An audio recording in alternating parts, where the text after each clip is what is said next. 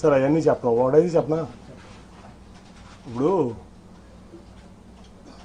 లోకేష్ గారు పాదయాత్ర ఏంటని ఏం రైట్ ఉందని పాదయాత్ర చేయడానికి? ఆయన గెలిచిన ఎమ్మెల్యేనా, గెలిచిన ఎంపీనా? ఏం రైట్ ఉంది అంటే? చంద్రబాబు నాయుడు గారు కొడుకు కాబట్టి ఓడిపోయినా గెలిచినా నువ్వు ఎట్లా అయినా సరే పార్టీ మీ నాన్నగారిది కాబట్టి నువ్వు ఏదైనా చేస్తావా? ఏం త్యాగం చేసావు ఈ సమాజం కోసం, ఈ రాష్ట్రం కోసం? నువ్వు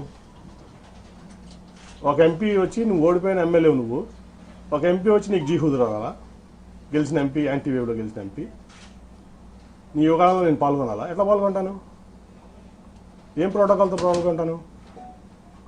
నువ్వు ఆఫ్టర్ ఆల్ ఓడిపోయిన ఎమ్మెల్యే నా ముందు.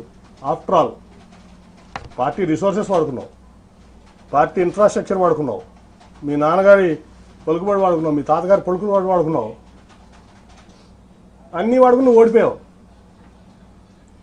నువ్వు నాకు రూపాయి డబ్బు ఇవ్వలేదు, నువ్వేమివ్వలేదు, నేను గెలిచా రెండు సార్లు.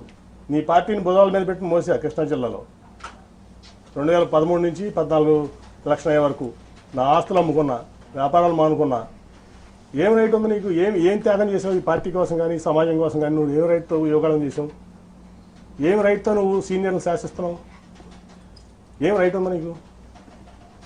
ఓ 10 సార్లు ఎమ్మెల్యే చేసావా? 10 సార్లు ఎంపీ చేసావా?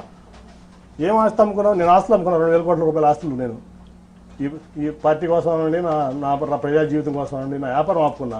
నువ్వు హెరిటేజ్ ఆపుకున్నావా? మీ నాన్నగారు వచ్చిన నుంచి ఇప్పుడు వరకు మీ కుటుంబం ఆస్తి అమ్మిందా ఈ పార్టీ కోసం?